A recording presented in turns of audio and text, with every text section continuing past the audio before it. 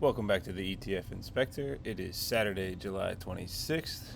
Don't pay attention to that time, 5:55 in the morning. I'm up today to go live with Retire on Dividends at the end of his show today. But while I wait, I'm going to get one of my Saturday videos out of the way. This will be the video covering my personal trades throughout the last week. I do this every Saturday, so I'm not going to be providing coverage from any round hill or yield max. This is just what I did in the past week. All right, so if you don't follow me on X, please consider at ETF_inspector1. I won't post about my trades, but I do post upcoming videos and things like that, trades, distributions, when Ulti hit 2 billion. All right, so we'll just get right into it. I've currently got two leaps, or poor man's covered calls. That's where you purchase a leap, a deep in the money call, and then sell covered calls off of that. I have Intel that had a horrible day after earnings, but my leap was purchased for a $15 strike. Intel's currently at 20 after taking a pretty big hit, but I paid $8.95 to begin that with. I've been selling calls off of it ever since and just continuing to roll them. So there was more of that this week. On the 25th, right, Friday, I paid 1 cent to close out my last call that was sold. It was sold for 55 cents per share, so I collected just about $55 after fees, and I was able to close that out for $1 and change. I basically made 90% annual yield on my on the collateral, we'll call it. So then I just opened a new call out basically a month, a little under a month, expiring on August 22nd. I had to choose, I'm not sure why that's, we'll change it later, but I chose a lower strike because the price dropped. That's the beauty of buying a deep in the money call, right? So with a strike at 15, as long as we're selling over 15, I'm not in bad shape. So the price was at $20.43 when I sold it. It had $1.98 in extrinsic value. That might be a little confusing, but I collected 41 cents overall. So that would basically be the difference between the 2043 and the 2022 plus what I received. So collected after fees, $40.32. The value of that went up by the end of the day because the stock went up to 2070 as opposed to the 2043. But the value of my leap is currently at $6.40 if I were to sell that. So that leaps. I mean, it's not going great, but I'm still doing okay. I've currently brought down that original cost from $8.95 down to $6.83. So right before the drop, I was doing great. It was up another $2-3, and I was making a killing. But that's okay. We'll just keep on selling calls and stick to the plan. Next, I have my other poor man's covered call. This one has gone against me in a good way. I originally purchased with a strike price of 5 on SoFi.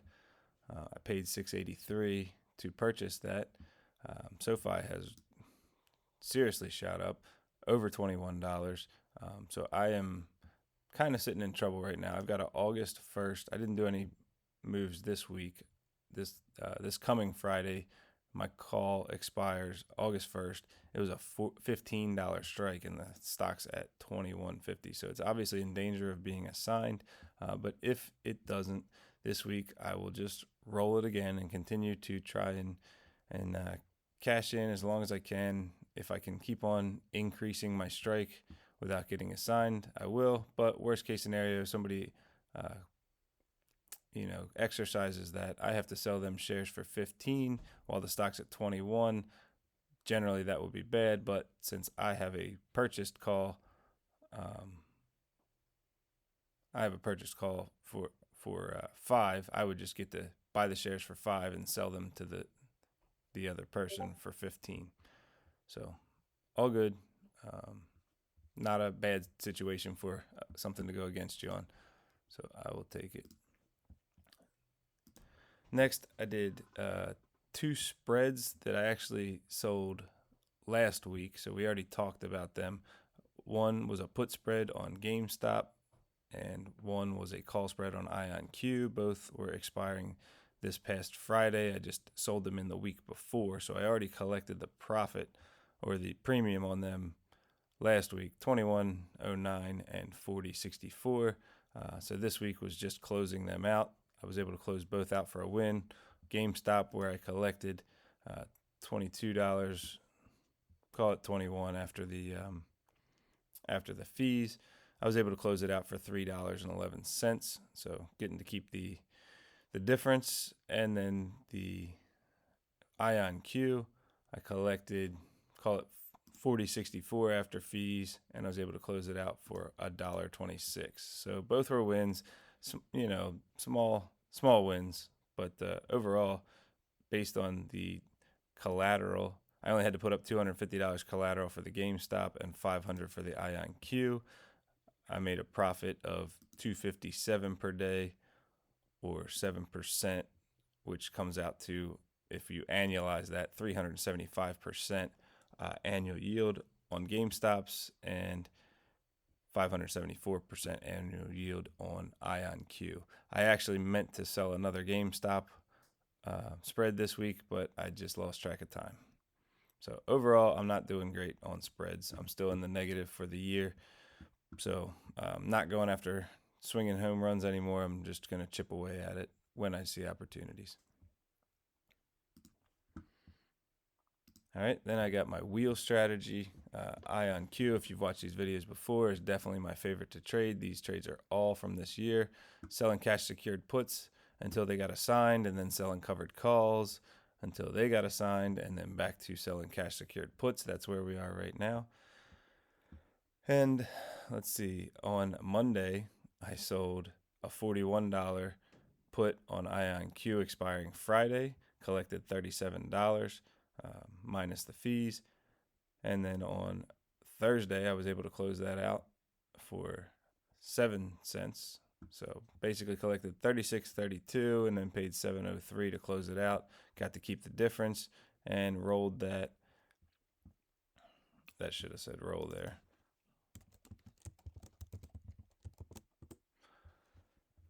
Because then after closing that, I sold a new put expiring this coming Friday, August 1st.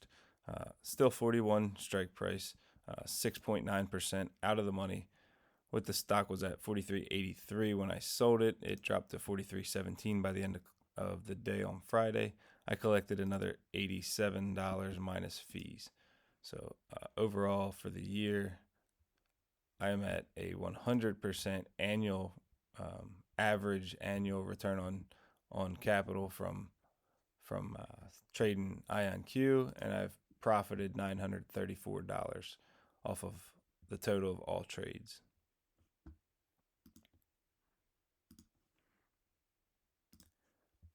Next, I just have a wheel that I just started on open last week. I didn't make any changes this week, so this is just an update. I sold it on the 18th, so that was the previous Friday. Collected $42 minus fees on a $2 put, and I didn't take any action this week. Stock's at $254 as of close on Friday, so for now it's just looking like I'm just going to get to keep that $42. And if that's the case, I'll roll it and sell another one. This was just a little degenerate play. My brother said, "Hey, there's some odd options activity. You ought to check this one out." So I don't mind, even if I lost $2 a share. No big deal. TSLL, this one is quickly becoming my second favorite to trade. So I had already updated you on the puts before. So I closed those out on Thursday. All right, so I had everything was expiring this past Friday. I had a $10 put, a $9.50, and a $9. closed them out for 6 cents because I collected 62 cents. I like a 90% keep. The 950s I closed out for 3 cents because I collected 30 on the sale, and the $9 I paid 2 cents to close them out because I collected 20. So once they get down to my 90%, that's when I like to close them out and roll them. And I selected 950 for my moving forward strike prices, just because Tesla's looking in the news. It's not sounding great, especially they had a bad earnings. So I got 2 at 950 for this coming Friday. Sold at different times, so I got different prices. That's why it's not a single line. So I got roughly $25 and $21 minus the fees. And then I sold one out further a little bit to the following Friday, still at 950, collecting 31. So TSLL closed on Friday at 11.27. So these are nice and far out of the money. And I have never been assigned so far on cash secured puts on TSLL. That's a double leveraged Tesla fund. And so far collected $522 since I started trading this. I made one trade back in January, but realistically, I've only been trading this since June 5th. So doing well on Tesla. All right, so that is it for all the different options I got, and then my dividend that I play with in my trading account. So my trading account holds these dividend funds and all those option trades that you just saw. These are all updated as of close on Friday. So we've got my cost basis on YMAX, Ulti, Misty, Nefli, Amzi, and Aptly. These are old funds I used to have, but I sold out of. Out of these, the only ones that were updated this week, I bought more Ulti, so I'm up to 825 shares. I have a cost basis of 615. I need to actually rotate them up to first because they are 33% of my allocation here for the month. At this point, these are all locked in because the next Friday is actually the first day of August, so I won't get any more out of the month for them. The only thing I can expect is a small cash dividend for basically that money market money. So it'll add a few dollars, but basically I collected $621 in dividends this past month, and I'm up to $2,500 for the year on roughly 15,000. I don't own YMAG anymore, so I have YMAX and Ulti are weekly pairs, so this is how I keep track of the weeks. This past week, I collected $38.97 from YMAX and $82.32 from Ulti. That finishes out the month for them because, again, Friday is the start of the new month. So those two, no, that doesn't make sense. Oh, yes, it does. All right, so I also received is it Nefli? Yep, Nefli purchased or paid this week. NFLY, it's the Yield Max's individual income covered call strategy fund for Netflix. So I also got $46.55 from them this week. So YMAX, Nefli, and Ulti paid me $167.84 this week. And then the trades we talked about earlier, IonQ, I brought in $114, TSLL $63, and Intel on that poor man's covered call $39. And then I didn't really lose money with GameStop. I paid $3.11 to close out a winning trade this week. So that all totals to this week a credit of $382.24 to my account. I still have covered calls sold on all of my Yield Max funds except for Ulti.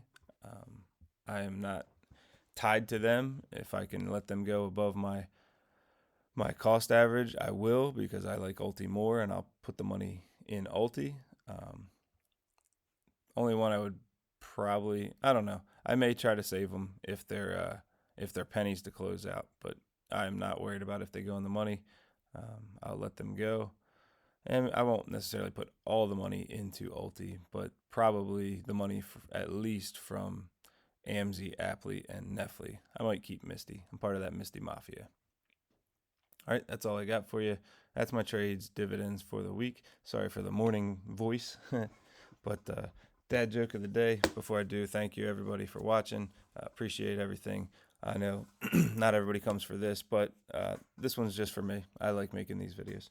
So, dad joke of the day. What's the best gift you can give someone? It's a drum set. A broken drum set. I blew it. What's the best gift you can give someone? A broken drum set. You can't beat it. Womp womp. Messed up the joke. Okay. Hope you have a great weekend and talk to you later.